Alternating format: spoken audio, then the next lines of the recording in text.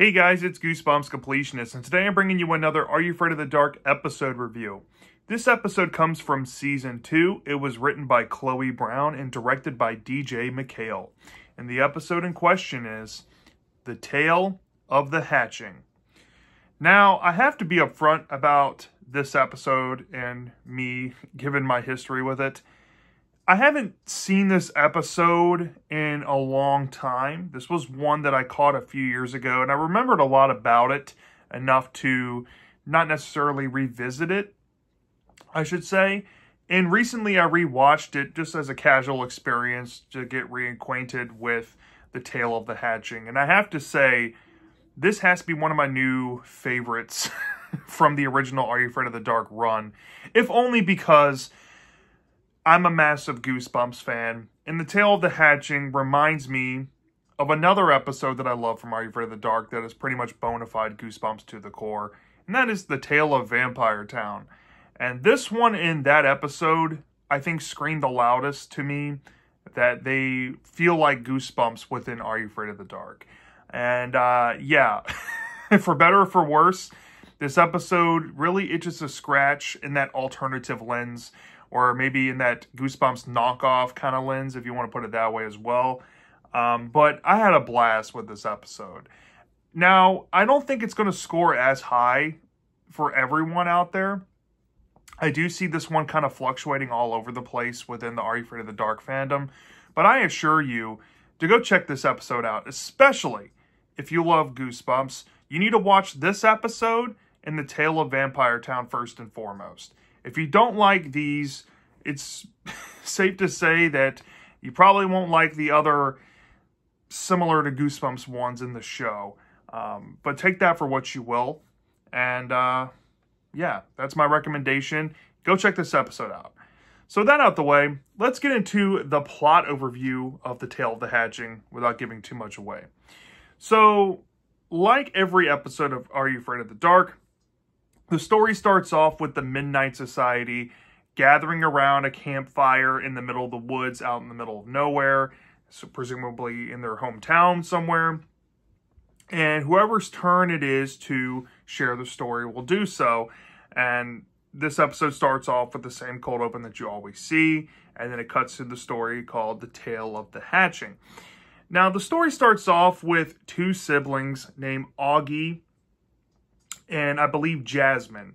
And both of them are being sent to a boarding school by their parents, and they're actually accompanied with their parents on this visit of sorts so their parents can enroll them into the school. And when they arrive, Augie and Jasmine kind of on-look the outside of the building in kind of a cautious way, and they both don't seem to be all that excited. They seem kind of upset at the fact that they have to do this, but it's revealed really early on that the parents are doing this because they have to travel for work, and they're going to be gone for quite a few months. And because of their traveling and, I guess, lack of stability of an area to live in, they want Augie and Jasmine to go to a private school so that way they can have at least some sort of structure in their life, which is kind of a sad reality, but I'm sure that they're not the only kids that have ever gone through this. But when the kids arrive at the boarding school, they walk inside with their parents, and they overhear a girl screaming in another room, and they go to investigate the screaming, and they find out that she had awoken from a nightmare, and she seems to be okay at this point, but her screaming has attracted the school nurse, who comes in and takes her to what she calls the infirmary to make sure that she's being taken care of. And from that point, the family is then invited into the headmaster's office. And the headmaster is this, kind older gentleman, and he seems to be inviting with the family and wants the kids to join the school. And he kind of explains how the school operates in some fashions. But while they are in the headmaster's office, a school bell alarm goes off in that old school way where there's a loudspeaker and it's just playing some type of jingle. And the kids notice that the jingle feels very weird and odd. And the headmaster tries to explain that there's different frequencies of the signal throughout the day to kind of signify which class they're in. It's kind of like a high brain thing that the school does for some reason. And while they're being explained that, Augie's digital wristwatch from the 90s, mind you, is beeping, which causes the headmaster to kind of freak out and cover his ears and start to panic. And this, of course, alarms the parents, but they check on him, and he's okay after the fact, and just stresses to the family and to the kids that, you know, gadgetry like that is not really permitted because it just causes a ripple effect in things here at the boarding school, let's just say. So Augie and Jasmine decide to walk off and explore the hallway while their parents are privately talking with the headmaster. And Jasmine reveals to Augie that she has no real interest to want to go here, and she wants to fight going here at all costs. But Augie breaks through to her and says, you know, we need to do this for mom and dad. You know, they have no other choice, and we need to be good for them because they really do love us, and we should try to make the best of it. So he breaks through to her, and she's like, fine, I'll do this, but I'm not wearing the boarding school outfit. But we get a cutaway to them both wearing their private school uniforms as they're saying goodbye to their parents who are about to drive off and, you know, disappear for at least a month until they're able to visit. So when their parents leave, Augie and Jasmine later that night, on their first night there, they go to the mess hall or the chow hall or whatever it's called at a boarding school to eat some dinner. And they meet some kids at the table they're sitting at, and they are just chowing down on this thing called sponge. And one of the kids says it's called sponge with a U. It kind of tastes like grits, but it's pretty much like a dessert, and it's just really good, and all the kids love eating it. It's like almost addictive. And Jasmine and Augie kind of look at it and say, nah, we're good. We're not eating that stuff. Something's weird going on with this, but we're just going to ignore it. So they avoid eating it, and the story, of course, continues to progress. But Augie in particular notices one day as a kid is messing around with some gadgets in the hallway of the school that the kid is being chastised by the headmaster. And later on, when he's in his dormitory room with his fellow boy classmates, he has this portable Walkman. Now, back in the day, y'all, in case you don't know what a portable Walkman is, this is like a portable tape player the kids would bring around with them. This is kind of on the cusp of portable CD players, but they would play tapes, and they had headphone jacks attached to it. And that's how kids listened to portable music back in the day. So, yeah, consider yourselves lucky, all you modern people out there. But he gets chastised by his fellow peer for having a Walkman, and says that it's very dangerous to have that stuff around because if the personnel catch you with that, you can be in a lot of trouble.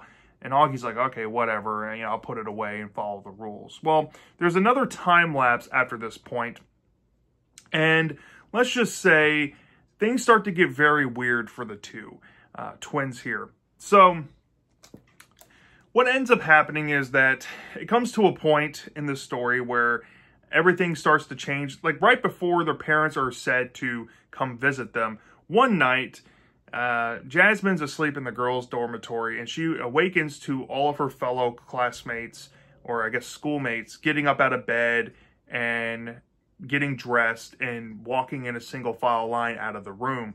So Jasmine decides to kind of blend in and see what's going on. And she, of course, stumbles into her brother Augie, and he's noticing the same phenomenon going on with the boys. And they're like, okay, well, let's figure out what's going on here, and let's follow them wherever they're going. And all the students head down the building and to a lower part of the school. And when they get down there, they realize that this place is kind of like an aquatic training center with green glowing lights everywhere. And there's sprinkler systems hooked up to, I guess, water spouts and connections all around the portions of this giant, huge room of sorts. And when they go to try to speak with some of their fellow classmates, they are pretty much ignoring anything that they're telling them. And when they get down into the nitty-gritty, they notice what these kids are doing. And what they're doing is they have this sprinkler system contraption connected with like a hose and whatnot, and they're taking sprinklers over to this water area, And within the water are these giant eggs floating around, and they're pretty much watering them like plants. And this is super bizarre to the children. And they're like, okay, well, something very odd is going on here. And it's made very apparent that the adults that have been in and out of the story are somehow involved when they hear the headmaster and the school nurse coming down via their talking. And they try to blend in with the other kids so they don't get caught. And they observe that these two adults perhaps are behind all of this. And when they go back up to wherever they need to go, Augie and Jasmine decide to follow them upstairs and see what's going on, to find out more answers. And when they go back upstairs, they hear the two adults talking in a private room, and they pretty much spy on them, and they see something very grotesque going on.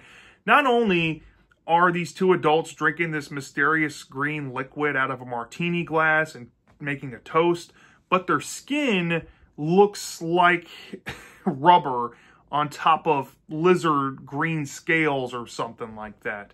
And they realize very quickly, in shock and awe, that these adults might not be actual humans, and something very wrong is going on with their fellow students, and they possibly need to do something to save them.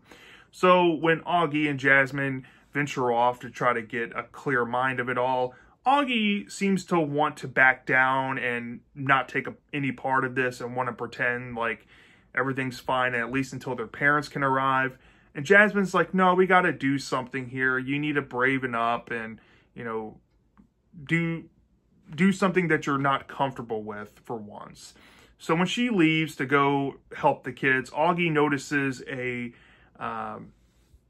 alarm thing that is used for the school bell up on the wall, and he gets this bright idea that later will pay off in the climax. So when he comes up with this idea, he goes to try to find his sister, but his sister may or may not have been captured by the school nurse and the headmaster. And when Augie kind of breaks it up, him and his sister kind of run away down to the area below the school where all of their peers are at. And they want to stay down there as long as possible to hide out. But unbeknownst to them, there may or may not have been a trap already placed by the adults there, because they've had this same interaction in the past, as revealed in the climax, that some other kids who refused to essentially eat the sponge food that these kids were eating did as well, and they had to deal with them then. And there's a huge revelation about what these adults are planning to do with these eggs of sorts floating around down below. And you get this backstory exposition and an explanation of why they're doing all of this. And then we get to meet, I guess, the final boss of the episode, which is this giant creature, let's just say, and I'm going to leave it at that. And Augie and Jasmine have to find a way out of it, and they may or may not succeed. And then the episode ends on a cliffhanger of sorts, where it's almost sequel bait-ish, where everything that seems what it seems may not actually be what it seems, and there may be some unfinished business left to unfold. And that's essentially what you're going to expect out of the main story of The Tale of the Hatching.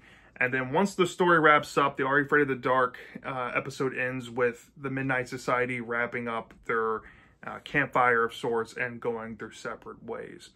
So, yeah, that's basically the episode in a nutshell. So let's get into the review portion now. I have a lot of positives with this episode, and if I haven't made it very apparent up from the Jump Street, I think that this episode, next to The Tale of Vampire Town, is the most like Goosebumps episode from Are You Afraid of the Dark? And as a massive Goosebumps fan, and as somebody who's not the biggest Are You Afraid of the Dark supporter out there, this really does tickle my fancy a little bit. When I watched this episode this go around, I just saw so much Goosebumps charm in it. And it's not even like 100% Goosebumps. If I'm being honest, this episode does have some Are You Afraid of the Dark hallmarks going on with it. And I'm going to be upfront with those things real quick.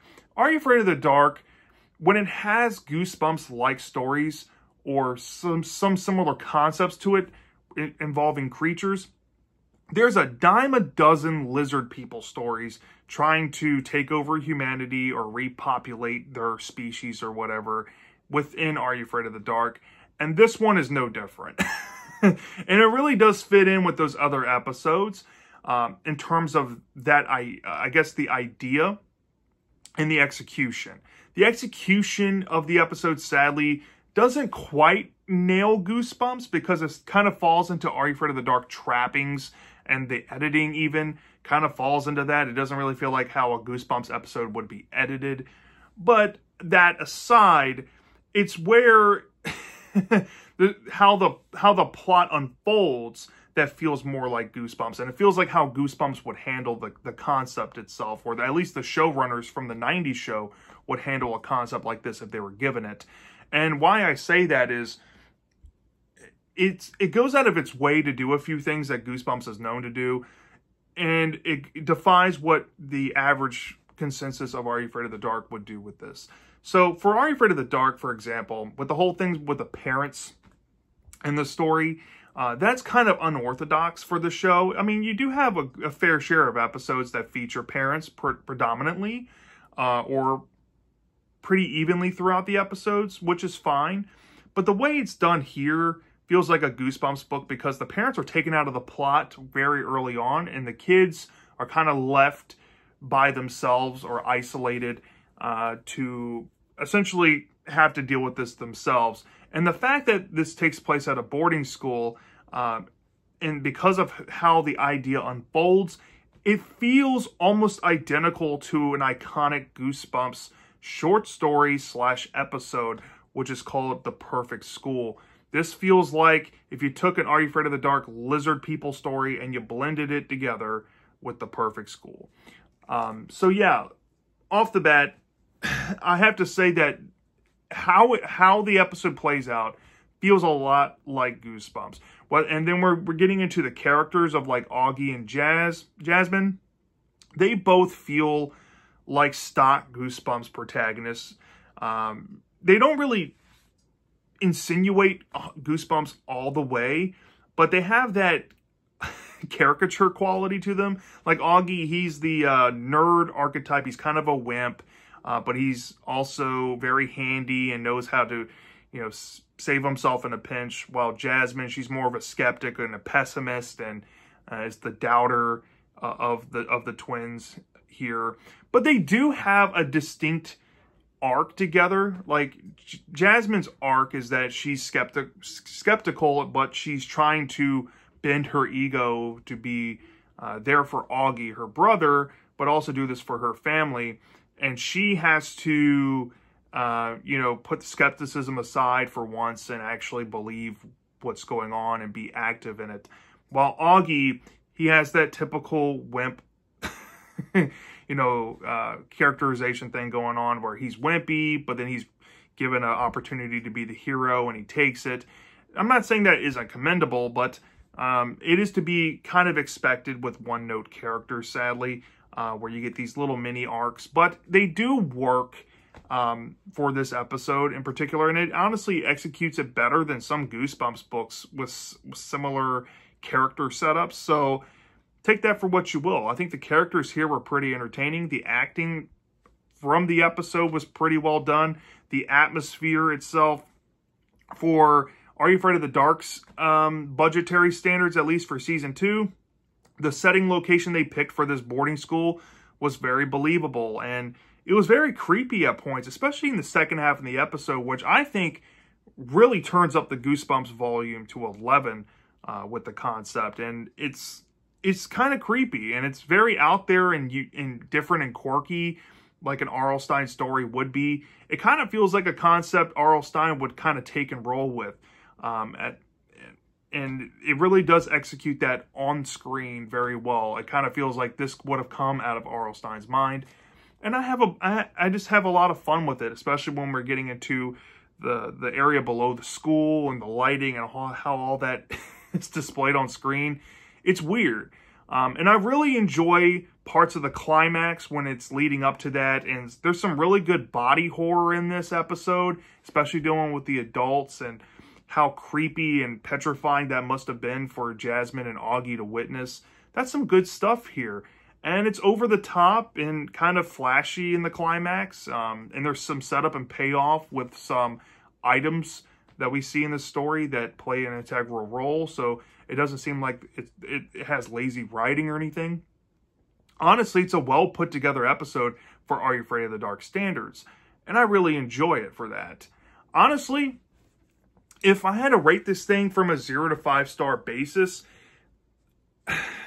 my only real gripe with it, if I'm being honest, and Are You Afraid of the Dark is kind of known for this, especially when they're trying stories to, bridge a huge gap in time. They tend to blow over time skips, and sometimes the time skips feel, in a lot of ways, unnecessary. There's 2 to 3 noticeable time skips in the episode, and the second one is so glossed over. I'm like, why is this even a thing?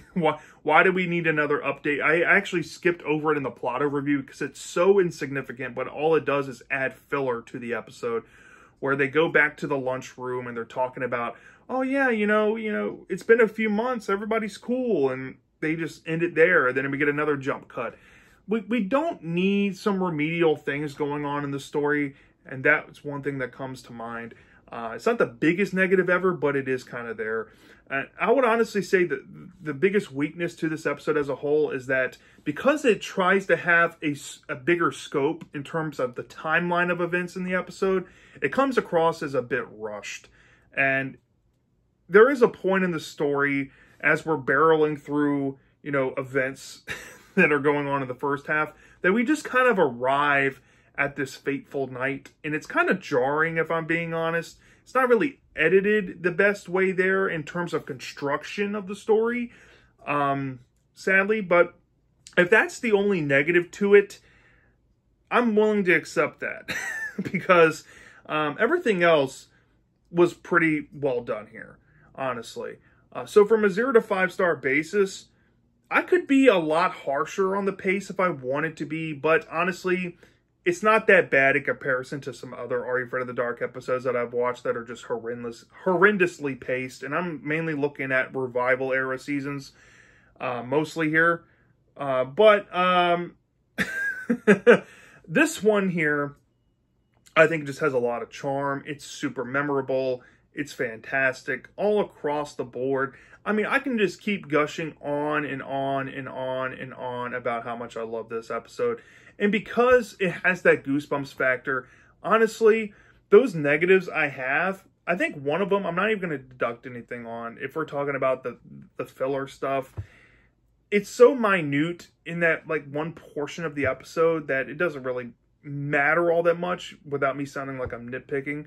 But since it won me over as a Goosebumps fan, I'm willing to give this episode, with a love bias thing going on, maybe a 4.9 out of 5 stars. Like I said early on in the video, I love this thing. It's not going to score this high for everyone else, but because I'm such a big retro kids horror fan, and because I've been immersed into Are You Afraid of the Dark for quite a while now, this episode is really a special thing to me, and I treasure this thing. It's not the best episode in my opinion. It's not quite up there with something like The Tale of the Vampire Town, or The Tale of the Water Demons, or even The Tale of the Dead Man's Float for me. But it's still a fantastic episode nonetheless, and I highly recommend that everybody go check this out. And yeah, that's just basically my thoughts on The Tale of the Hatching. Let me know down in the comment section if you've seen this episode before. Do you love this? Do you hate this? I'm dying to know. And I'll see you next time.